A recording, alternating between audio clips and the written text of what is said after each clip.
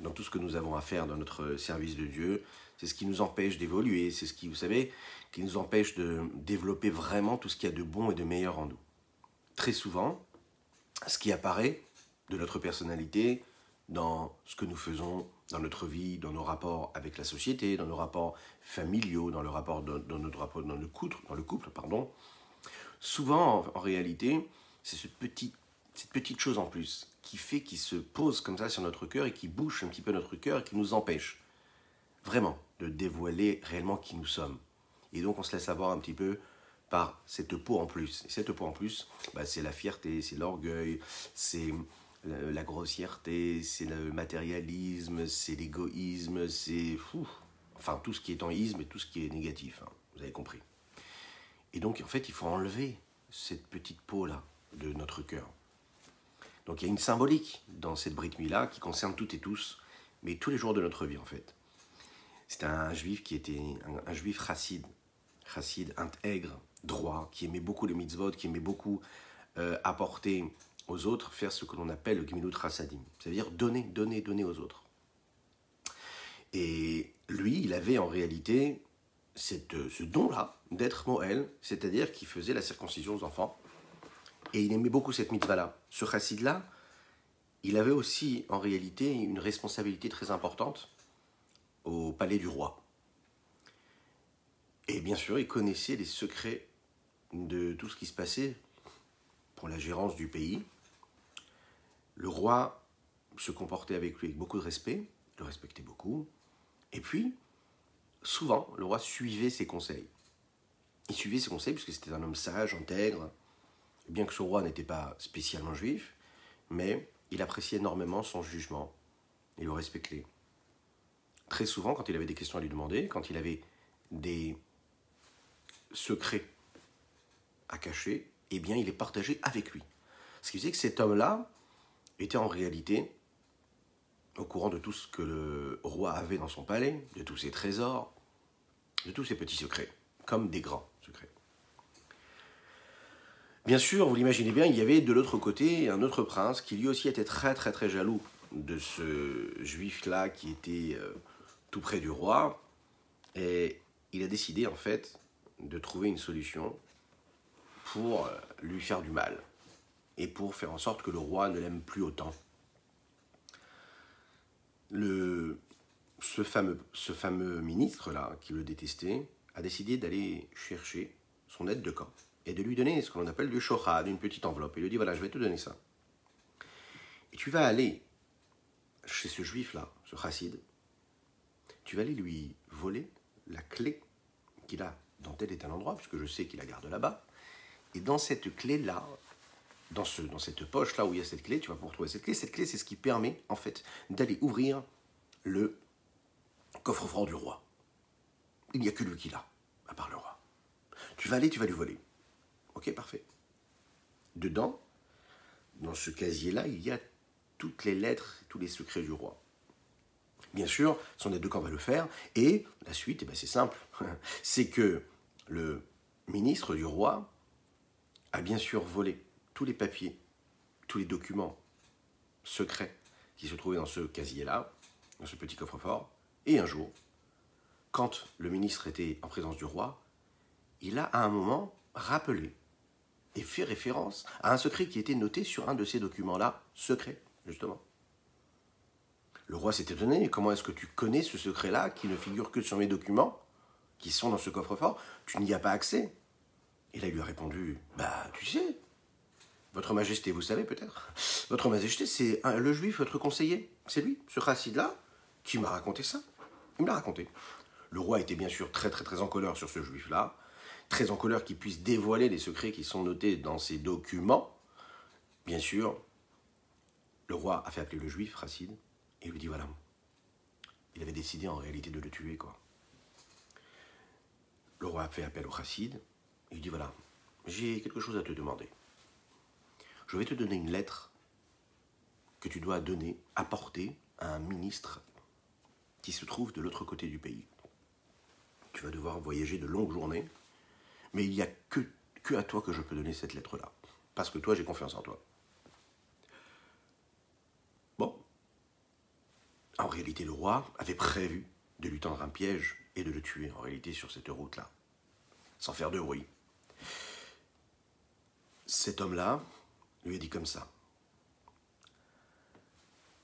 Le roi a dit à ce ministre-là qui attendait de l'autre côté, il lui a dit, voilà, quand tu verras qu'un homme viendra chez toi et qui te donnera une lettre, oui, tu vas lire la lettre. Et en fait, dans cette lettre-là, c'était en fait un ordre que le roi donnait.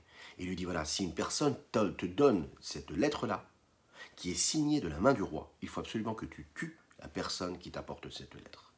Et donc le roi a choisi ce chassid, ce juif pieux, gentil comme tout, pour porter cette lettre, afin qu'il puisse tomber dans ce piège-là et te tuer.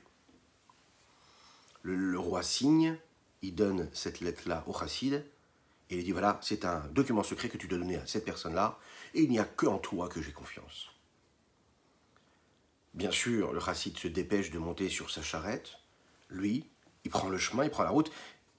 En plein milieu de la route, il se fait arrêter sur la route par un homme simple comme ça qui est sur la route. Oui, qu'est-ce que je peux faire pour toi? Je vous explique, je suis juif et je sais que vous êtes Moël. On a dans notre village une mila à faire. Personne ne peut faire la mila. Je vous en supplie, venez dans notre village faire cette mila. Lui, le chassid, il se dit, mais comment je peux faire ça? Il y a le roi qui m'a donné une mission. Comment je vais m'arrêter maintenant, changer complètement la route, aller de l'autre côté? C'est problématique. Et là, l'autre juif le supplie, mais voilà, cet enfant, il est né là, il n'y a même pas 8 jours. Et puis, voilà, c'est le moment de la mila, on a besoin de vous. Maintenant, nous l'avons dit au début de l'histoire, cet homme-là chérissait énormément la mila, cette mitzvah de faire la mila aux enfants. Bon, mais il tergiversait, il se posait la question, il réfléchissait, puis il a pris la décision. Il faut que j'aille faire la mitzvah. Si la mitzvah se présente à moi, je dois foncer, je dois courir. Je fais la mitzvah et ensuite, je ferai ce que j'ai à faire, cette mission du roi. Seulement, comme il se disait, mais peut-être que le roi a besoin vraiment que j'apporte cette lettre-là au bon moment, je ne peux pas me permettre non plus de perdre trop de temps. Donc, je vais prendre avec moi, je vais donner cette lettre-là, pardon-là, à cette tête de camp-là, ainsi que, en réalité, cet homme-là qui lui avait conseillé de prendre ce voyage-là et conseillé le roi d'agir de la sorte. Tout simplement, il va prendre cette petite lettre-là et il va lui donner à son serviteur. Il lui dit, voilà, tu vas prendre cette lettre-là et tu vas aller les déposer chez cette personne chez qui j'étais censé aller, selon la volonté du roi. Tu vas déposer cette lettre-là. Tu vas dire à cette personne qui va recevoir cette lettre-là de ne surtout pas l'ouvrir avant que j'arrive, puisque c'est le roi qui m'a demandé de lui donner moi-même cette lettre. Donc il m'attend. Pendant ce temps-là, lui, il est parti faire la mitzvah de la Mila. Voilà que la nuit tombe, il reste aussi la nuit, et il passe la nuit pour profiter de la Seouda, du repas, Seudat Mitzvah, le repas de la Mila. Oui, Bezrat Hashem, pour tous ceux qui en ont besoin, toutes celles qui en ont besoin, une Brit Mila Bezrat Hashem, Bekarov Mamash. Dites Amen, Amen, ve Amen. Pour tous ceux qui ont besoin de cette bracha, pour eux, pour leurs enfants, ou pour elles, pour leurs enfants, etc. Pour leurs petits-enfants, Amen, ve Amen. Et donc, il se lève le matin, il décide de se lever, et puis il reprend la route afin d'aller voir et rejoindre son serviteur, son aide de camp, qui lui avait déjà fait la route et s'était retrouvé chez ce ministre-là, à qui il avait donné l'enveloppe. Vous imaginez bien que cet homme-là, ce ministre-là, quand il a reçu l'enveloppe, il n'a pas supporté attendre. Il était impatient de savoir ce que le roi avait à lui dire. Donc, très très vite, qu'est-ce qu'il a fait? Eh bien, il a quand même ouvert l'enveloppe. Il est arrivé, et voilà que il lui pose la question, il lui dit, mais pourquoi est-ce que c'est toi? Pourquoi est-ce que toi, tu t'es déplacé pour venir m'enlever cette enveloppe-là? Comment ça se fait que le roi, il a choisi un homme aussi connu dans le palais, aussi intègre, et puis aussi occupé? Pourquoi est-ce qu'il n'a pas envoyé juste un petit serviteur qui pouvait lui envoyer la lettre? Il lui a dit, mais moi, quand il est arrivé, je me suis dit, je ne vais pas l'attendre de lui faire perdre du temps. J'ai donc ouvert la lettre. J'ai ouvert la lettre, et dans cette lettre-là, le roi me demandait de tuer la personne qui portait cette lettre-là. Et donc, j'ai tué ce serviteur-là. Vous avez compris. Ce juif-là, alors, s'est dit, qu'en fait, en réalité, le roi avait décidé de le tuer. Et parce qu'il s'était arrêté sur son chemin pour aller accomplir cette mitzvah de la Mila. Il avait donc été sauvé. Bien sûr, ce juif-là est retourné au palais. Le roi s'est demandé comment ça se fait qu'il était de retour. Et là, en réalité, tout a été dévoilé.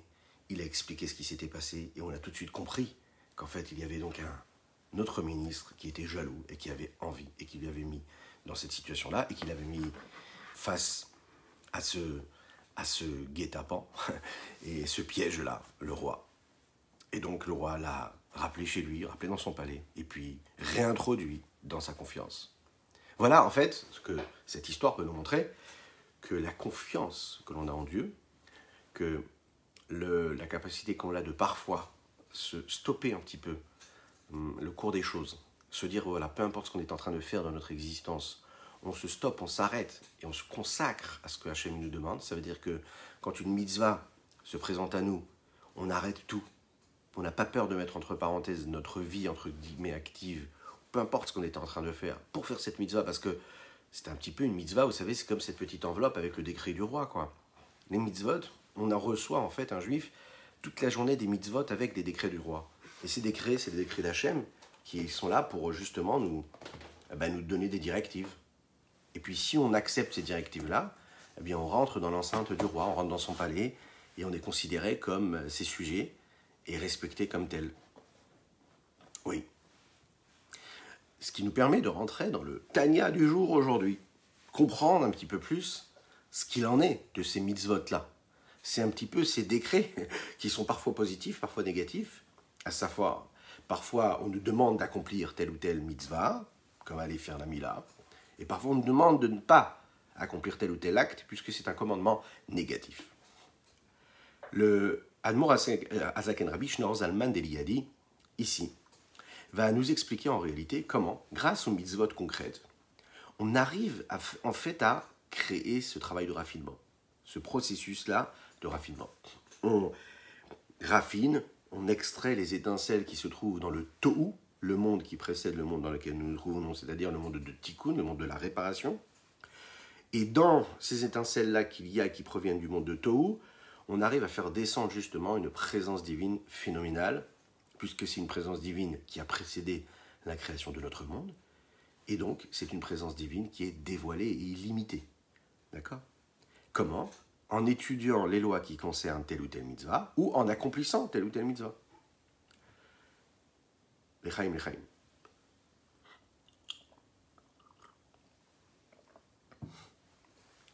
On nous a expliqué aussi que les halachot précisent.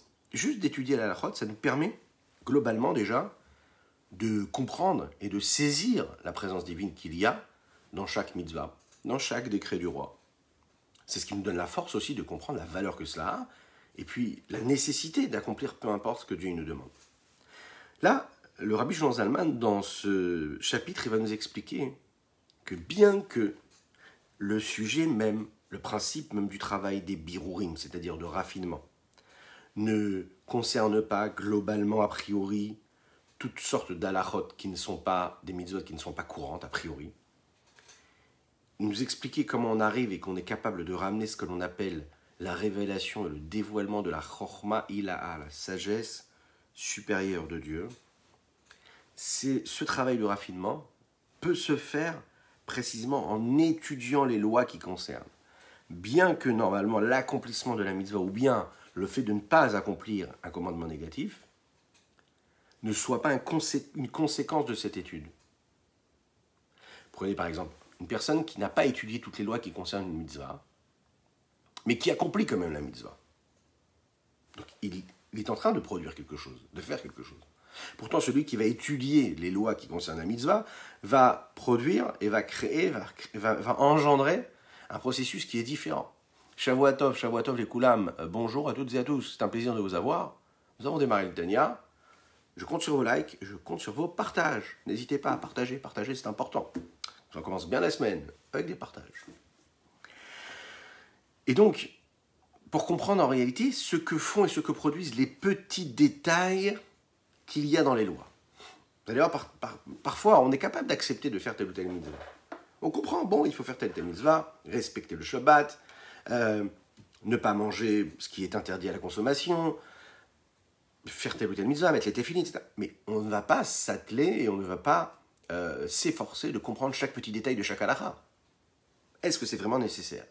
Et qu'est-ce qui se passe réellement dans les petits détails des lois qu'on n'a pas l'habitude d'aller étudier, qu'on n'a pas l'habitude d'aller approfondir, qu'on n'a pas l'habitude d'aller intégrer? On agit sans vraiment réellement comprendre pourquoi nous agissons. Nous faisons des choses un petit peu machinalement, et même quand c'est machinalement, même quand on a décidé d'accomplir telle ou telle mitzvah, c'est pas toujours que nous connaissons toutes les lois et tous les détails des lois, et pourtant, aux yeux de Dieu, un homme simple comme un homme évolué spirituellement influence et crée et engendre un dévoilement de lumière divine aussi fort que quand il connaît les petits détails de la loi.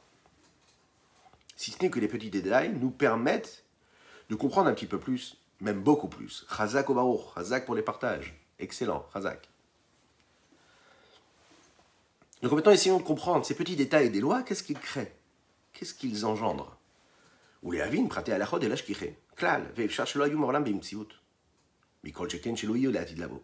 Vous avez parfois des détails de loi qui concernent telle ou telle mitzvah, telle ou telle loi, telle ou telle recommandation de la Torah, qui sont des détails qui en réalité font référence à des suppositions de faits ou de situations qui ne se passeront jamais, qui ne se sont jamais passées, qui sortent complètement de la norme et de la réalité.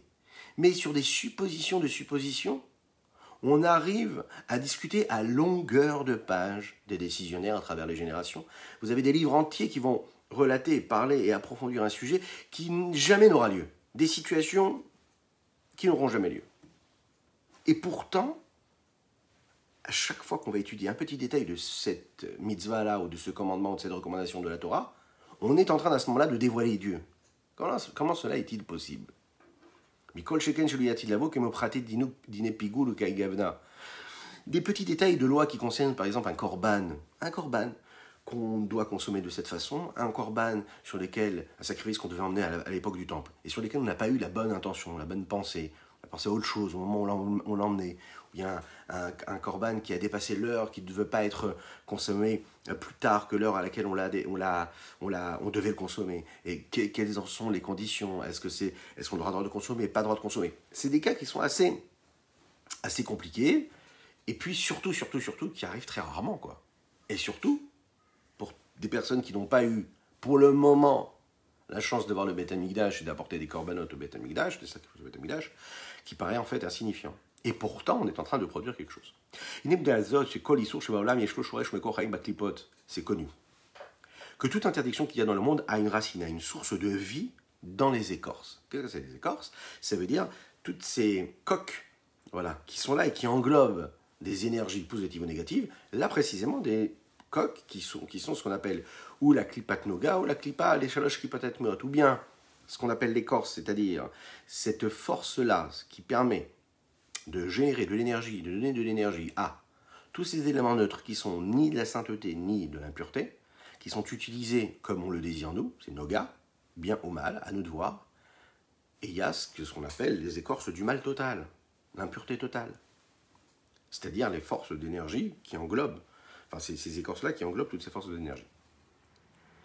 En réalité, tout ce qui est interdit ici-bas va trouver sa source et existe dans ces écorces-là, dans ces forces-là de base. Shim loken, si ça n'était pas ainsi, lo hayayachol yod mimsiut baolam bilti hashpa elyona. L'élément ne pourrait pas exister dans ce monde-là s'il n'y avait pas une influence supérieure. Rien ne peut exister sur Terre sans influence au préalable, sans influence et sans source et sans base. Donc tout dépend de cette base-là, tout dépend de cette source-là. Et pour qu'il y ait cette source-là, il faut qu'il y ait une force supérieure qui génère, qui met en mouvement cette force négative. L'echaim.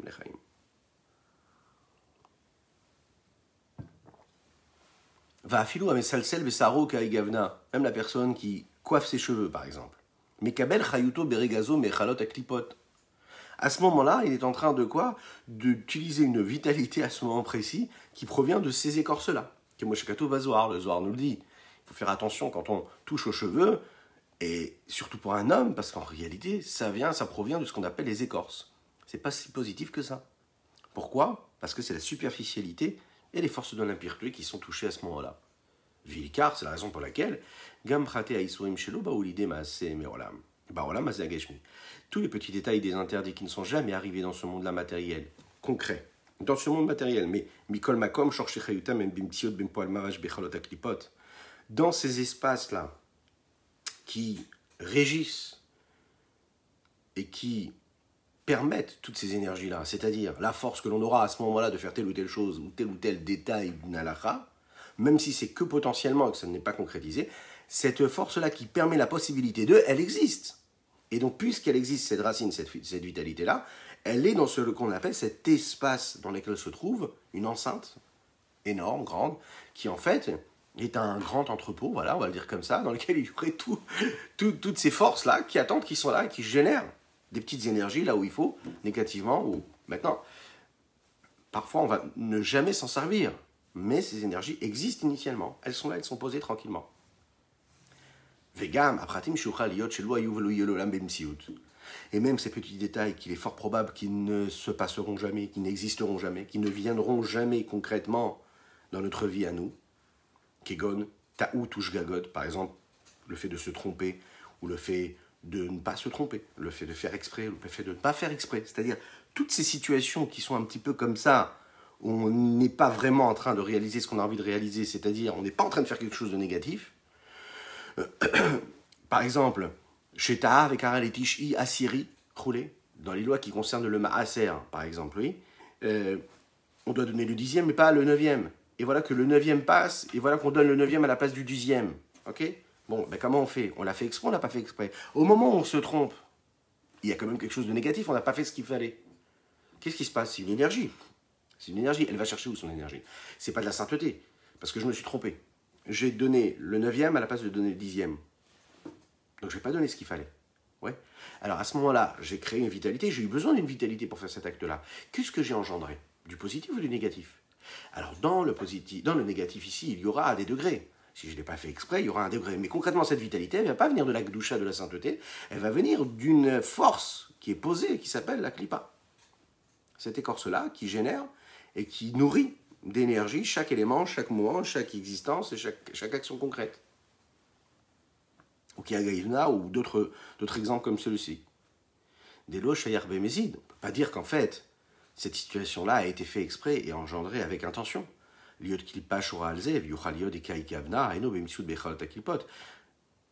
est fort probable parfois même que cet élément-là, sous cette forme-là, n'existe même pas dans ces espaces-là qui incluent toutes ces clipotes. Donc comment cet élément-là qui a été fait par inadvertance va pouvoir être vitalisé et va pouvoir recevoir une énergie, puisqu'il est un petit peu dans un no man's land, quoi. Il est ni dans la sainteté, ni dans l'impureté, il est un petit peu comme ça entre les deux. Qu'est-ce qui se passe avec lui ? Alors, le Baal Hatzemach, qui était le petit-fils du Admor Hazaken, lui explique comme ça, dans la petite parenthèse que nous avons aujourd'hui, et il rajoute, il dit, Nireli Mashekatav, il me semble que ce que le Admor Hazaken a expliqué ici, qu'il a dit, Veyuchaliot, il est fort probable qu'il n'y ait pas d'endroit dans les Echalot, dans les espaces, pour recevoir ces énergies-là qui apparaissent un petit peu perdues, quoi. Edno Bimtsiut Bechalot Aklipot ne se trouve pas du tout dans ces endroits-là des clipotes. Comment, en réalité, donc cet élément, il peut avoir une vitalité. Comment cet acte-là, comment ce que je l'ai fait, et qui n'est ni interdit, ni permis, mais qui est un petit peu perdu parce que je l'ai fait par inadvertance, comment est-ce qu'il trouve son énergie, où il trouve son énergie ? Et alors on dit, en réalité, Alma de Labrera Le. C'est-à-dire que c'est pas très clair pour l'Admor Hazaken à ce moment-là, c'est pas sûr. Il a un petit peu un doute. Aïnou, Mishum, Shashgagod, Baot, Minnoga, puisqu'on sait que tout ce que nous faisons par inadvertance, ça vient de la Klippat, le Noga, cette écorce, qui est faite du bien et du mal, d'accord ? C'est-à-dire que ce n'est pas défini déjà, on a la possibilité de faire ce qu'on en veut, ou du bien ou du mal. Donc, puisque là, cette action-là, elle a été faite et accomplie sans vraiment savoir qu'elle n'était pas bien accomplie, donc cela prouve que quelque part, ça vient de cette Noga-là, c'est-à-dire cette force-là, qui est une force neutre. Imken, Yeshlomar, des Yeshlaim Shoresh Bechalot des Noga. Donc là, on pourrait dire qu'en réalité, cette énergie-là, on pourrait dire qu'elle va chercher sa source dans Noga. Voilà, donc on a un petit peu une réponse. Mikol Makom, il précise quand même. Al-Kol Panim Yeshno Bimsiut, ce qui est sûr et certain, on est sûr que ça existe quelque part. Il y a quelque part une source. Mais pas seulement dans les clipotes, mais également les Avdil, de l'autre côté également, Bechormaïla, dans la sagesse suprême, Shenit Pashta Bifradze, qui est descendu dans ce petit détail-là. Ok? Quel détail? Le détail de la loi qui lui disait qu'il devait accomplir la mitzvah de telle ou telle façon. Et quand il n'a pas accompli la mitzvah de telle ou telle façon, alors là où l'énergie elle aurait pu mettre en mouvement et en exergue la chormaïla, la sagesse supérieure de Dieu, qui nous a donné tel et tel halakha, tel et tel loi, tel et tel détail de la loi qui nous permet d'accomplir ce commandement positif ou négatif, eh bien là, on va aller chercher cette énergie-là dans quelque chose de beaucoup plus neutre, dans la noga. Donc, quand tu n'as pas fait comme il fallait, et ou bien tu as causé quelque chose de négatif par inadvertance, sans le savoir, ou tu as un doute, eh bien, cette énergie-là, elle ira ou du côté de noga, qui est fait de bien et de mal, ou du côté de la chormaïla, c'est-à-dire générée par la sagesse supérieure véritable, celle qui a engendré, cette sagesse-là qui a engendré l'accomplissement de la Torah et des mitzvot. Pourquoi? Je ne dis pas du Fradze, les Moshe Rabbeinu la Vachal Bessinaï. Pourquoi? Parce qu'au moment où Moshe Rabbeinu a reçu la Torah au Mont Sinaï, il n'a pas reçu la Torah comme ça, de manière totalement globale. Il a reçu aussi tous les petits détails qui concernent chaque mitzvah, c'est-à-dire de quelle manière nous devons accomplir telle ou telle mitzvah. Ce n'est pas comme ça une suggestion d'accompagnement, les petits détails qui accompagnent chaque mitzvah. C'est des détails qui ont été donnés quand ils ont été donnés à la Torah et les mitzvot. Chaque petit détail. Qui Mahamar, comme il est dit dans les textes, que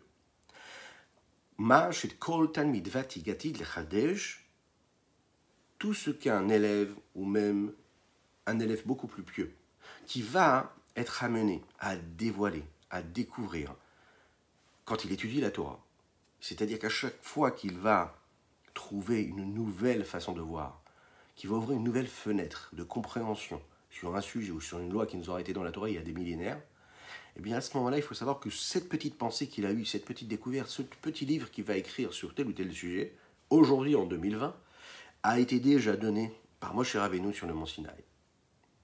Dans cette sagesse-là supérieure qui a été donnée au Har Sinaï, au Mont Sinaï, il y a tous les détails que nous allons pouvoir, au gré des générations et des développements des maîtres, des saints maîtres, ainsi que des élèves, trouver et découvrir. Tout a été donné à Moshe Sinaï. Et toutes les questions qu'on peut se poser, vous savez, dans la Gemara, des petites questions qu'il y a, comme la Gemara nous raconte dans la Masechet Baba Batra, c'est-à-dire que ces petites questions qui viennent et qui peuvent paraître insignifiantes, qui viennent des Tanaïm, des Amoraïm, eh bien ces petites questions-là, ces suppositions qu'il y a, ces petits détails, qui n'est même pas probable que ce soit arrivé en réalité des cas aussi rocambolesques, qui sont cités dans la Gemara, on nous dit précisément que ça a été donné, des lois qui concernent ce qui se passe avec des cas très très très subtils qui n'arrivent jamais en réalité, dans la réalité, ces questions-là, relatées dans Choulin également, Pérek Dalet de Choulin, eh bien quand même, Moshe Rabbeinu a reçu et a donné et a compris ces détails-là au moment où il était au Har Sinaï. Donc on a tout reçu au moment du Har Sinaï. Pourquoi? Parce qu'en réalité, quand Moshe Rabbeinu donne la Torah au Mont Sinaï, il est en train de dévoiler la sagesse supérieure, ce qu'on a appelé la Chokhma Ilaha, la matrice de la sagesse, la matrice de tout ce que veut dire la Torah, la capacité même de comprendre le jonglement qu'il peut y avoir dans tout ce qu'on étudie, dans tous les sujets, dans tous les sens, dans toutes les directions. Cette capacité de réfléchir de cette façon intellectuellement à la Gemara, étudier tous les petits détails des halachot, des lois qui concernent des événements qui vont avoir lieu ou pas du tout, ça a été donné au Mont Sinaï. Oui. Tout est dans cette chormaïla, cette sagesse supérieure.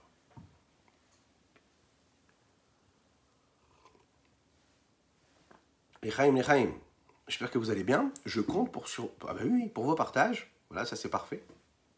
Pour vos partages ainsi que pour vos likes, vos commentaires. Voilà, dites-nous Shavua Tov, dites-nous comment vous allez. Est-ce que tout va bien? Dites Baruch Hashem, parce que tout va bien, il faut dire Baruch Hashem. Voilà, donc comment allez-vous, Baruch?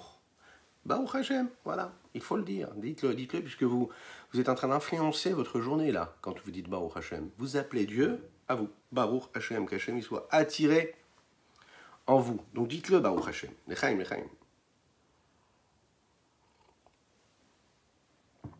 Le Rabbi Shneur Zalman de Liadi va essayer de nous expliquer ici, enfin il ne va pas essayer, lui, il a réussi. Maintenant, nous, on va essayer de comprendre ce que lui ce que lui nous explique. Il le dit comme ça. La chorma il y en a la sagesse supérieure, itpashtut chorma ilaha, qui elle est diffuse dans tous ces détails de la Torah, ibibrinat ensof. C'est tout simplement un niveau d'infini. Amelubash bab et poète mamash qui s'habille dans tous les détails de toutes les lois. C'est-à-dire, cette lumière, ce reflet d'infini du Saint béni soit-il, qui provient de la chorma, se concrétise précisément dans un petit détail qui provient de chaque halakha, chaque loi. Oui, chaque halakha. Chazak waro, chazak, chazak, chazak. Chaque loi. Vous imaginez, c'est-à-dire que quand on étudie un petit texte et qu'on étudie l'explication de ce petit texte qui concerne tel ou tel événement, tel ou tel commandement de la Torah qui ne va jamais arriver ou qui n'a jamais eu lieu, à ce moment-là, on est en train de concrétiser, de toucher réellement l'infini du Saint béni soit-il.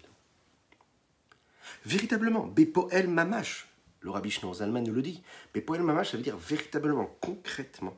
C'est pas juste une idée comme ça, ésotérique, c'est très concret. Tu veux toucher l'infini, étudie les lois et les petits détails des lois de la Torah. Vekol pratalacha ou sha'ar, nimshach mechorma ilaha, de yasad berata. Chaque petit détail de chaque loi est ce que l'on appelle une porte. Une porte qui en réalité provient de cette sagesse supérieure. Et cette sagesse supérieure est appelée ce qu'on appelle Abba. Vous vous rappelez, la chorma c'est Abba. Cette force qui est concernée comme le Père. De l'autre côté, nous avons la Malchut. Oui. C'est quoi? C'est Bina. Celle qui va permettre de comprendre, d'évoluer, d'approfondir l'idée, la sagesse, le flash intellectuel qui a pu être causé, engendré. Pourquoi? Des Yassad Berata, dont vient en réalité cette Malchut-là, qui est appelée Berata, cette petite fille-là, en réalité, et qui est en réalité quoi? Ce qu'on appelle la Torah Sheba Alpé, c'est-à-dire la Torah orale qui va elle développer la sagesse supérieure de Dieu. Et comme elle était dans sa source première, dans le Malchut qui était dans Hatzilut, dans le monde d'Hatzilut, qui est juste avant le monde de nos mondes à nous. Omimena. Et de cette force de Malchut qui reçoit de la Chorma, il a de la sagesse supérieure, Nimshach, Omitlabesh Bobrei Tsiasia, il va donc y avoir une descente et une attirance de cette lumière dans les mondes de l'action, dans les mondes de la création, c'est-à-dire Bria, Yetzira, Asiya. Maintenant, comment, quand techniquement j'étudie un petit détail d'une loi, je suis en train d'élever, de raffiner, de créer un processus de raffinement de ces nitsutsot, de ces étincelles divines qui sont tombées dans ces lois-là. Puisque j'ai du mal, je peux comprendre que je suis en train de raffiner par exemple un étrog, ou des téphilines quand je mets les téphilines. Je peux comprendre ça. Je peux comprendre que quand je fais une bonne bracha sur un aliment, ok, et que j'ai utilisé l'énergie que j'ai gagnée quand j'ai consommé tel ou tel aliment, cette énergie pour vivre, pour avoir de la vitalité, pour avoir de la force, pour accomplir ce que Dieu me demande, pour aller travailler, pour nourrir ma femme et mes enfants, pour, si je suis une femme, pour m'occuper de mon foyer, ou pour avoir de la vitalité pour travailler si je travaille. Donc j'ai élevé, j'ai raffiné. Si j'ai mangé kasher comme il faut, j'ai raffiné ma nourriture. Si j'ai fait la bracha avant et après, j'ai raffiné ma nourriture. Donc je peux le comprendre ça.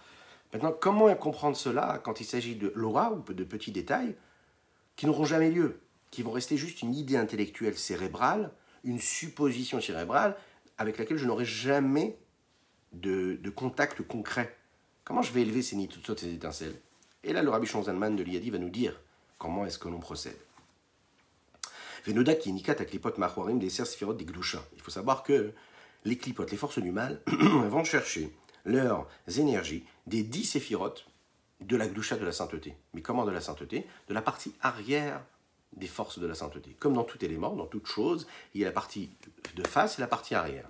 La partie de face, c'est la gdusha, c'est ce qu'elle ressent, c'est les ser séphirotes, c'est ce qu'elles sont, mais il y a toujours des résidus derrière. Et la partie arrière, en réalité, elle va nourrir les forces du négatif, ou vifrat, précisément ici. Elles vont se nourrir, mais les vushim des sersivot des brigades Asiya. Les clipotes, les forces du mal, vont aller chercher leurs énergies de ce que sont les 10 séphirotes qui habillent et qui se trouvent. De ce qui revêt les 10 séphirotes qui se trouvent dans Bria, Yetzira, Asiya, ces trois mondes-là de la création, qui viennent après le monde de Hatzilut, ou Biprat. Précisément Yetzira et Asiya, Ameoravim Beklipot, qui en réalité, eux, sont mélangés dans cette clipote. Pourquoi? Parce qu'il faut savoir que le mal, d'accord, qu'il y a dans les clipotes qu'il y a dans notre monde, que ce soit Yetzira, Asiya, lui aussi a du bon. Comme on le sait, il y a toujours du bon qui est mélangé, puisque chaque chose, on peut le faire ou dans le bien ou dans le mal. Donc, c'est pas très clair tout ça. C'est-à-dire qu'on est dans des domaines un petit peu où tout est mélangé. C'est la raison pour laquelle c'est compliqué, et c'est ce qu'on nous demande, c'est-à-dire d'être toujours dans un travail de raffinement, de choisir le bien et pas le mal, de choisir le pur et pas l'impur, de choisir le saint et pas l'inverse de la sainteté. Donc, dans ces mondes-là où il y a ces forces-là des clipotes, il y a toujours ce mélange-là. Kanoda, chez l'Unikata, Miprinat Alevushim, on sait qu'elles se nourrissent de ce niveau-là des vêtements qui recouvrent ces mondes-là. On va comprendre ce que ça veut dire. Hein. Pourquoi est-ce qu'on parle de ça comme des vêtements? On le sait, les vêtements, c'est des outils, c'est des moyens d'expression.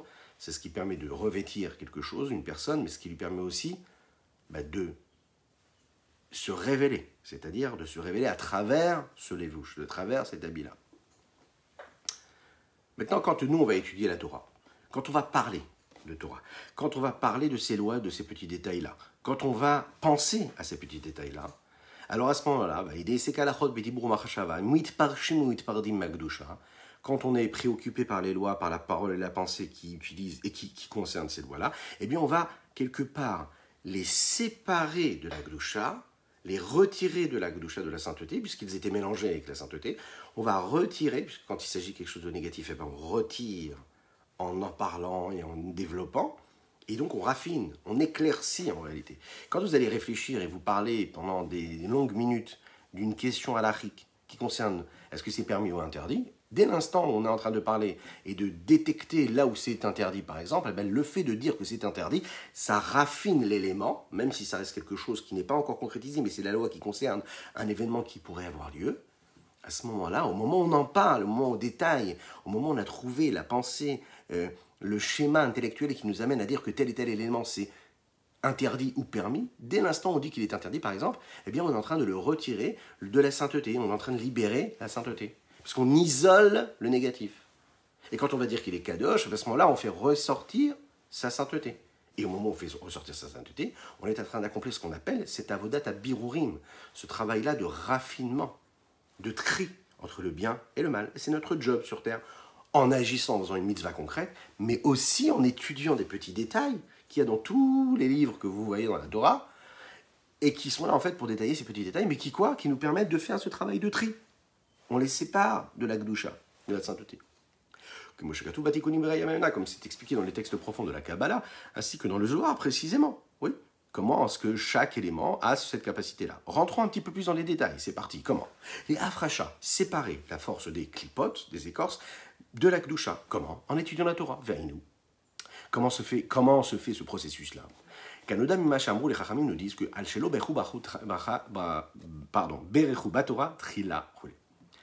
Dans la Gemara, on nous explique qu'en fait, la terre, le monde se détruit parce que nous ne faisons pas et nous ne disons pas la bracha de Al-Divrei Torah avant d'étudier la Torah. D'ailleurs, ceux qui ne l'ont pas encore fait, faites-le. Si vous n'avez pas encore fait Netilat Yadayim, par exemple, vous êtes encore pour un dimanche matin encore tranquillement assis ou allongé, levez-vous vite, dites Modiani si ce n'est pas encore fait. Faites Netilat Yadayim, bien, lavez-vous les mains. Et puis, même si vous ne faites pas toutes les autres brachot, si vous ne faites pas toute la tfila, au moins vous dites Baruch Ata Hashem asher kideshanu bemitzvotav v'tzivanu al divrei Torah. Il faut remercier Hashem de nous avoir donné la possibilité d'étudier la Torah. Pourquoi? La Torah nous dit ici, la Gemara nous dit, que la terre se détruit et le monde se perd parce qu'en fait, on a étudié un moment la Torah sans avoir béni Dieu qui nous a donné la Torah. Ça veut dire le fait de rappeler que c'est Dieu qui nous donne la Torah, le fait de rappeler systématiquement que c'est Dieu qui nous donne sa Torah et que nous étudions la Torah de Dieu et non pas juste une sagesse comme ça, eh bien, c'est ce qui nous permet réellement de faire ce travail de raffinement. Et le pendant de cela, c'est quoi? C'est que quand on ne le fait pas de cette façon-là, eh bien, on peut étudier et en fait, on ne raffine pas comme il faut. Comprendre réellement ça, ça veut dire qu'en réalité, quand on fait la bracha, bracha, ça veut dire amshacha. Ça veut dire amshacha, ça veut dire que j'attire vers moi la bénédiction. Les avrir, c'est-à-dire que je fais descendre Dieu en moi. Quand je fais une bracha, c'est pas, on a tendance parfois à traduire comme ça en disant Baruch Ata Hashem, béni sois-tu Dieu. Mais qui je suis, moi, petite créature terrestre, pour bénir Dieu? C'est Dieu qui nous bénit, c'est pas nous qui le bénissons. Mais qu'est-ce que ça veut dire Baruch Ata? Baruch Ata, c'est-à-dire toi, tu es une source de bénédiction. Toi qui es une source de bénédiction, révèle-toi à nous. Descends vers nous. Toi, Dieu qui a fait telle ou telle chose. Toi, Dieu qui m'a donné la possibilité de manger. Toi, Dieu qui me donne la possibilité d'étudier la Torah. Sache que quoi? je te bénis. Comment vas-tu, Laurent? Chazak, chazak, chazak, chazak. Oui, c'est vraiment ce qui se passe. C'est réellement ce qui se passe. Ça veut dire que quand on fait cette bracha, on fait descendre ici-bas. Et quand on fait descendre ici-bas, qu'est-ce qui se passe? On ramène et on dévoile l'infini du Saint béni soit-il qui se trouve dans telle mitzvah ou dans telle bracha. C'est la raison pour laquelle, avant d'étudier la Torah, faire cette bracha, al divrei Torah, les Chachamim nous disent qu'à ce moment-là, on a perdu la terre, on a perdu le monde à ce moment-là. Pourquoi? Parce qu'on étudiait la Torah toute la journée, mais on ne faisait pas cette bénédiction avant. Donc le job, il n'était pas fait, quoi. C'est un petit peu comme si on rentrait par effraction quelque part et qu'on profitait de ce qu'il y avait quelque part. Ben, c'est un petit peu, il y a la même histoire. Si tu bénis pas Dieu et que tu ne rappelles pas que c'est Dieu qui a donné cette Torah et que tu ne sais pas que tu es là pour ça, eh ben cette Torah, c'est comme si tu la venais, tu la prenais et tu oublies quelque part la lumière de l'infini du Saint béni soit-il qui est censée se révéler dans cette étude-là.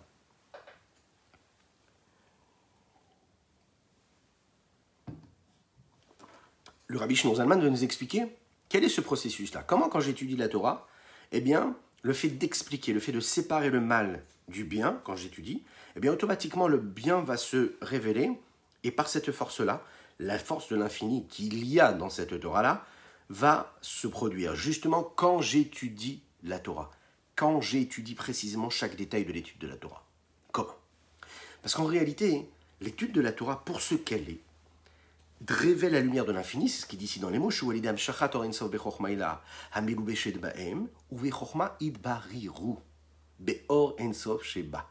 dans la Chokhma, quand on étudie la Torah, et qu'on réussit à faire descendre et à révéler ce rayonnement de l'infini du Saint béni soit-il qui se trouve dans la Torah, il y a donc ce travail de raffinement des étincelles divines. Vous vous rappelez, nous l'avons dit tout à l'heure, le but d'un homme sur terre quand il est créé, c'est pour faire ce travail de raffinement. Séparer le bien du mal, extraire le bien du mal, sanctifier, séparer ce qui est négatif. Donc en réalité, quand j'étudie la chorma, la sagesse de la Torah, réellement, et que je comprends pourquoi est-ce que cette mitzvah-là est positive ou négative, réellement, même si elle n'est pas encore arrivée, au moment où en réalité je suis en train déjà d'étudier ça, je fais ce processus-là, de quoi? Eh bien, de travail, de raffinement. Et tout mon but sur Terre, c'est de faire ce travail de raffinement. Prenez un exemple là, c'est très intéressant. Par exemple, le jour du Shabbat. Vous savez que le jour du Shabbat, Chazak, Chazak, Chazak, Baruch, Chazak. Baruch haba Binyamin, c'est un plaisir de t'avoir. Bin, c'est un plaisir, mon ami Bin. Que Dieu te bénisse. Le Shabbat, c'est interdit, par exemple, de faire borer. Vous savez que c'est interdit de faire borer? Qu'est-ce que c'est borer? Borer, ça vient du même mot, le mot de birour. Ce qu'on appelle le birour, le travail de raffinement des étincelles divines. Le travail de borer, c'est quoi? C'est que Shabbat, c'est interdit de trier. Par exemple, vous avez un plat avec deux éléments, il y a ceux qui vous plaisent, ceux qui ne vous plaisent pas. Ils sont mélangés. Voilà, vous avez dans une salade quelque chose qui vous plaît, quelque chose qui ne vous plaît pas. Est-ce que vous avez le droit de séparer, de trier les deux? Non, c'est interdit. Ce qu'on appelle borer. Borer, très important, enfin, très très attention à ça, parce qu'on est confronté très souvent à cette situation-là. Voilà, on veut trier, servir les champignons, mais pas les haricots, ou inversement, faire attention. Il y a une technique pour pouvoir le faire sans commettre d'erreur. Mais, Shabbat, c'est interdit de faire ce travail-là de borer. Donc c'est un travail quoi? De tri et de raffinement. Trier, c'est interdit. Raffiner, dans ce sens-là, quand je dis raffiner, ça veut dire trier, c'est interdit. C'est la raison pour laquelle on dit que d'après les juifs chassidiques, le jour de Shabbat n'étudie pas les halachot. Qu'est-ce qu'on étudie? On étudie que la Kabbalah, la partie chassidotique, ésotérique de la Torah, la partie cachée de la Torah, tous ces secrets de la Torah. Parce que déjà, bon, à l'occasion, on expliquera pourquoi tout ce raisonnement-là. Pourquoi est-ce que Shabbat? Parce que Shabbat, c'est le jour le plus élevé, le plus sanctifié, on est au-dessus de tout, etc. Mais par rapport à ce qui nous concerne, étant donné qu'on ne doit pas faire et commettre de tri le jour du Shabbat, donc même intellectuellement et spirituellement, on ne va pas étudier une partie de la Torah qui a pour fonction de trier le bien du mal. Quand j'étudie une halakha, j'étudie pourquoi c'est permis, pourquoi c'est interdit. Donc je suis en train de faire ce travail de raffinement des étincelles divines qui se trouvent dans ce qui est permis ou ce qui est interdit, et que je permets, comme il nous a dit ici le Tanya, de révéler la lumière divine qui se trouve dans ce qui est permis ou interdit. Et si le jour de Shabbat, j'étudie même intellectuellement une loi qui concerne et qui va me dévoiler ce qui est permis ou est interdit, je suis en train de faire ce travail de raffinement, de tri. Et comme le tri, c'est interdit Shabbat, donc on n'étudie pas les halachot Shabbat. Ça ne veut pas dire que c'est interdit. C'est une des raisons pour laquelle qu'on donne, pourquoi est-ce que dans le monde chassidique et pour ceux qui suivent le monde de la Kabbalah, n'étudie pas des halachot le jour du Shabbat. C'est cette idée-là qui est développée là.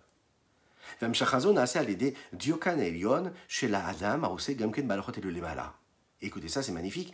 Nous avons comme un alter ego dans les mondes supérieurs auprès d'Hachem. Cet alter ego-là, c'est un petit peu un visage qui nous ressemble. Comment on pourrait dire? C'est un hologramme. Oui, c'est à la mode maintenant. Oui, mais on l'a déjà. Ça veut dire que ce qu'ils sont en train de sortir ici avec le progrès, oui. Cet hologramme, il existe déjà en fait dans la Kabbalah et on en parle déjà. C'est-à-dire que chaque homme aurait été un hologramme auprès du trône céleste dans les mondes supérieurs. Et cet hologramme, à chaque fois que nous agissons, à chaque fois que nous faisons une mitzvah, lui aussi cet hologramme fait cette mitzvah. La seule différence, c'est que lui, il le fait dans un monde infini, donc avec des forces beaucoup plus grandes, avec des résonances et avec des conséquences beaucoup plus raffinées, beaucoup plus belles, beaucoup plus infinies que nous ici-bas. Mais en fait, tout ce que nous faisons, notre hologramme le fait là-haut. Oui, en effet. Maintenant, quand nous, on est préoccupé, par exemple, par une halakha qui concerne tel ou tel élément, tel ou tel sujet de la Torah, lui aussi, là-haut, ce Diokan, lui aussi, il est en train d'accomplir, dans la source première, ce qui se passe avec tel ou tel halakha. Oui. Benukva des Zeranpin, ça se passe où?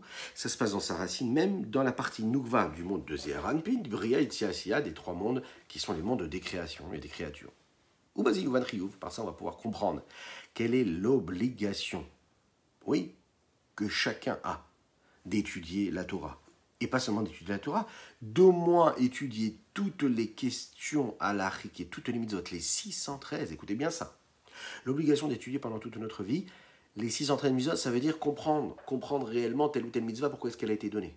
Comment faire, comment accomplir telle ou telle mitzvah. Vous allez me dire, comme on l'a dit tout à l'heure, et c'est notre sujet aujourd'hui, si je ne suis jamais confronté à accomplir telle ou telle mitzvah, comment est-ce que je vais accomplir ce travail de raffinement et d'élévation, de sanctification et de purification? Eh bien, la réponse, elle est donnée ici. Quand tu étudies, quand tu réfléchis, quand tu penses, quand tu parles, quand tu agis, en fonction de quoi? De ce que tu es en train d'étudier, c'est-à-dire des sujets qui n'auront jamais lieu, mais tu rentres dans les détails de cette mitzvah-là, eh bien à ce moment-là, tu es en train de faire exister cette vitalité-là, dans tous les petits détails. Comment? Kol nefesh, ruach, neshama, le'ashlim kol tariag. Chaque petite partie de notre âme, et chaque âme qui provient de chaque, ou du nefesh ou du ruach ou de neshama qui s'exprime dans notre vie, doit compléter, doit terminer, doit finaliser ces 613 mitzvot. Que ce soit Bemachashama dans la pensée, Bedibour dans la parole, Maasé dans les actions. Comment dans les actions? En étudiant les détails qui concernent les actions et la pratique de ces mitzvot-là. Et ces aspects de la neshama, à savoir le nefesh, le ruach, neshama, tzrichot lavo begilgulim leashlim Torah. Il faut savoir que parfois, la neshama, l'homme, il doit vivre et il vient à travers toutes ces réincarnations. C'est pour ça qu'une neshama, parfois, elle vient et revient, elle redescend sur Terre plusieurs fois. Pourquoi? Mais parce qu'en fait, parfois, elle n'a pas fait tout ce qu'elle avait à faire sur Terre. C'est-à-dire qu'elle n'a pas complété et fait tout comme tu dis. Oui, tu as raison, Laurent, mais parfois, on n'arrive pas à faire les 613. C'est pour ça qu'il faut se dépêcher pour tout accomplir. Elle se réincarne, l'âme, pour accomplir telle ou telle mitzvah qu'elle n'avait pas accomplie avant. Oui, réellement. Et c'est ce qu'on appelle le Gilgul, les réincarnations. Pourquoi? Parce que si par exemple on a étudié une mitzvah, mais on n'a pas étudié la partie ésotérique de la mitzvah, le sens profond de la mitzvah on n'a pas étudié. C'est pour ça qu'il faut venir à ce live-là du matin. C'est pour ça qu'il faut partager avec vos amis, vos familles, etc. Tout le monde. Et pourquoi? Parce qu'en fait quand on étudie la partie profonde, cachée, ésotérique de la Torah, de toutes ces mitzvot-là, eh bien quelque part on arrive à comprendre et à dévoiler cette facette-là de la mitzvah. Si on ne le fait pas, la neshama va devoir être réincarnée, redescendre sur terre pour comprendre ce qu'il y a de caché dans la Torah. Et par exemple, si elle n'avait pas étudié, cette neshama, cet homme-là n'avait pas étudié la partie sens simple, ou la partie qui est mise en allusion, ou la partie dracha, qu'il y a de cet élément de cette mitzvah-là, ce ne sera pas suffisant, il va falloir recommencer encore une fois. Voilà ce qui se passe. Pourquoi? Afin de faire ce travail-là de raffinement et de raffiner tout ce qui touche les trois parts de notre âme, à savoir le nefesh, ruach et neshama. Comment? Mikol haresh pechet, c'est-à-dire de tous les 288 étincelles, shi komatadam shelema, c'est ce que correspond l'homme tel qu'il est conçu, Tariag 613, Bechinot Klaviot Pratiot, de manière globale, telle que ces règles générales et particulières et précises descendent et se séparent et se diffusent à travers les 613 mitzvot. Et donc, dans chaque 613 petits points particuliers de force de l'âme que chacun et chacune nous avons. Aval et Atid là-haut, dans le monde futur. Qu'est-ce qui va se passer dans le monde futur?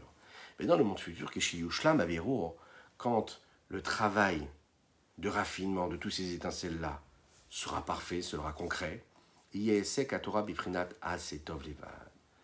cette occupation-là qu'on a de la Torah, cet investissement qu'on a de la Torah, il se fera uniquement du côté positif à cette offre. Il n'y aura pas ce travail de raffinement. C'est-à-dire, on n'aura pas besoin d'étudier la Torah pour s'écarter du mal et faire le bien, pour séparer le négatif du positif. La seule chose qu'on aura à faire, c'est du positif. C'est-à-dire, juste les halot, en effet, de monter, d'élever, de faire grandir notre niveau d'âme, de niveau en niveau jusqu'à l'infini. C'est une façon de racheter l'âme, mais pas seulement de racheter l'âme. C'est une façon tout simplement de faire, que l'âme puisse faire ce qu'elle a à faire, sa mission. Et si elle a fait, par exemple, ce qu'elle avait à faire pendant toute son existence, elle n'aura pas besoin d'être réincarnée. Mais on le sait, les âmes qui réussissent à faire ce travail-là, c'est des âmes des tzadikim. C'est la raison pour laquelle on sait très très bien que nous n'avons que des âmes qui sont là pour rectifier, pour réparer ou pour compléter ce qui n'a pas été accompli par notre propre âme lorsqu'elle était dans la réincarnation initiale, première. Donc même avant de racheter l'âme, c'est déjà juste d'accomplir ce qu'elle a à faire, quoi. Je répondais à une question qu'on me demandait ici, à savoir est-ce qu'on rachetait l'âme en fait quand on faisait ces mitzvot-là? Pas spécialement. Parfois c'est pour racheter l'âme sur une erreur qu'elle aurait pu commettre, mais c'est aussi parfois juste pour aller tout simplement élever et raffiner tel et tel domaine dans lequel elle n'avait jamais travaillé, elle n'avait jamais fourni ce qu'il fallait fournir. Mais c'est aussi également, dans le côté positif, c'est ce qui se passe, mais il y a aussi, par exemple, quand on étudie les 365 commandements négatifs qui correspondent aux 365 artères et membres qu'il y a dans le corps, oui, de cette façon aussi, nous agissons sur notre corps, réellement physique. Eh bien, quand on est en train d'être préoccupé, de s'investir dans l'étude et de l'analyse de ces 365 commandements négatifs, eh bien, à ce moment-là, qu'est-ce qu'on est en train de faire? On permet aux gvurot, qui sont ces forces-là de la rigueur, qui peuvent être des rigueurs négatives lorsqu'elles sont commises et enfreintes, ces lois, mais aussi de venir de la rigueur positive, c'est-à-dire de la rigueur sainte, et de façon là, grâce à la sainteté, adoucir les rigueurs. On adoucit les rigueurs comment? Par le chesed de la bonté qu'il y a dans les 248 membres, c'est-à-dire les 248 mitzvot positives. Et qu'est-ce qu'on fait? On crée une harmonie, une symbiose entre le positif et le négatif, entre les mitzvot positives et les mitzvot négatives. Une inclusion comme ça, c'est ce qu'il y aura Be'ezrat Hashem très prochainement avec la venue de Mashiach, où la rigueur et la bonté vivra ensemble en harmonie. Ve'alken, c'est la raison pour laquelle la Torah kula nitzrit bichlala bifrata. C'est la raison pour laquelle la Torah, elle est éternelle de manière globale et de manière précise. Tout ce qui nous a été donné, tout ce qui parle, même le concret, tout ce qui a pour sujet la concrétisation même, la matérialisation, l'acte concret, même si on est en exil et qu'a priori, il ne s'agit pas du tout de sujets que l'on peut accomplir, au moment où nous étudions les détails, nous accomplissons cette chose-là, de faire ce travail-là de raffinement. Même tous les petits détails des commandements négatifs sont des petits dérivés, des petites branches qui viennent de cette globalité-là même de la Torah. Mais toutes elles ont une racine en haut, c'est-à-dire quoi? Dans les 5 forces de la Gvura qu'on avait détaillées la semaine dernière, si vous en souvenez bien, les 5 forces qu'il y a de Gvura et qui, eux, régissent tout ce qui va être négatif, et les 5 forces du Chesed qui, eux, régissent tout ce qui est positif. Et donc, puisque là-haut, tous ces petits détails ont une source, qui sont ces 5 rigueurs-là de la Kedusha, eh bien, il y a donc cette symbiose qui se crée. Puisqu'il s'agit de membres, eh bien, ces commandements négatifs, eux, en haut, ils sont bien plus élevés, bien plus hauts, et bien plus détaché du niveau du sang, de l'oxygène qu'il y a dans ce sang, qui lui fait vivre les membres des réceptacles qui se trouvent où? Dans le monde de Zeher Anpin. Et donc, bien au-dessus de tout, il y a une connexion avec l'infini total. Voilà ce qu'on peut dire aujourd'hui sur notre Tanya. On va terminer avec une petite halakha du jour, si vous le voulez bien, puisque nous parlons des halakhot, quoi de mieux que d'étudier ensemble une petite halakha du jour, et ensuite on se dira un bon Shavua Tov ou Mazal Tov, en souhaitant d'excellentes nouvelles pour chacune et chacun d'entre nous. Alors aujourd'hui, nous allons parler de l'importance de mettre les téphilines. Oui, c'est important, on doit mettre les téphilines. On doit mettre les téphilines, c'est une obligation pour les hommes. Pour que l'on puisse être méritant, il faut accomplir toutes les mitzvot.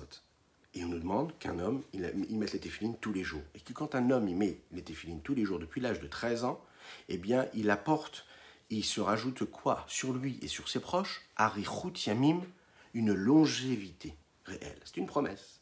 Les Ma'an, Ya'arichu Yamecha Adama. Tes jours se grandiront et puis seront beaucoup plus nombreux sur cette terre. Les femmes, elles, n'ont pas l'obligation de mettre les téphilines. Pourquoi?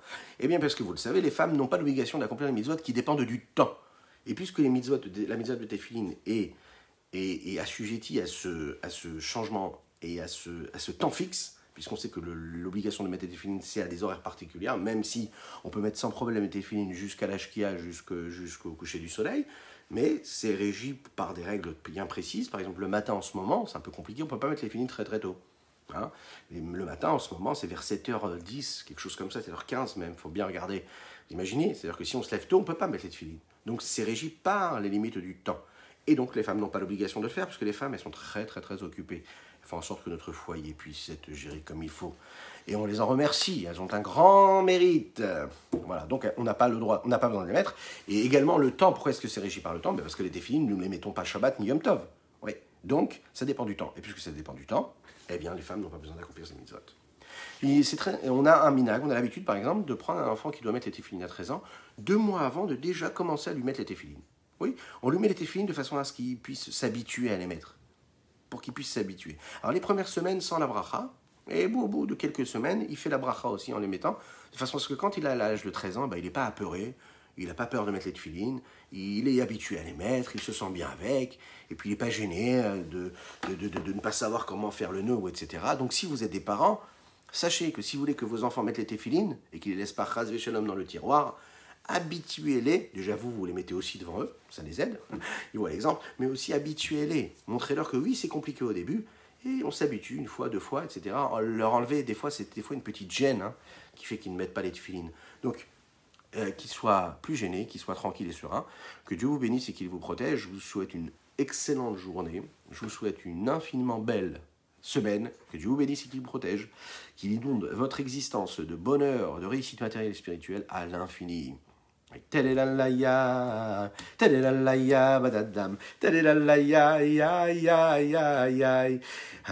l'horaire des téphilines en ce moment c'est 7h13, voilà. À partir de 7h13 nous pouvons mettre les téphilines. Une grande bracha aussi également pour Dana Rachel Ganouna et Elsa Mazouz. Chazak ou Baruch et Amen ve Amen pour toutes les bénédictions pour chacune et chacun d'entre vous.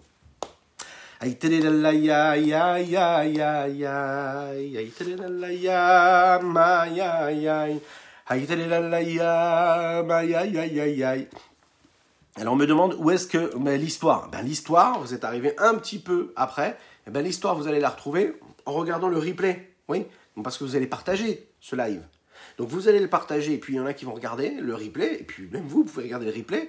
Et dans le replay, vous verrez, dans les premières minutes, vous avez l'histoire du jour. Donc non, vous regardez aussi la suite, mais ce qui est sûr et certain, c'est que vous avez déjà le reste.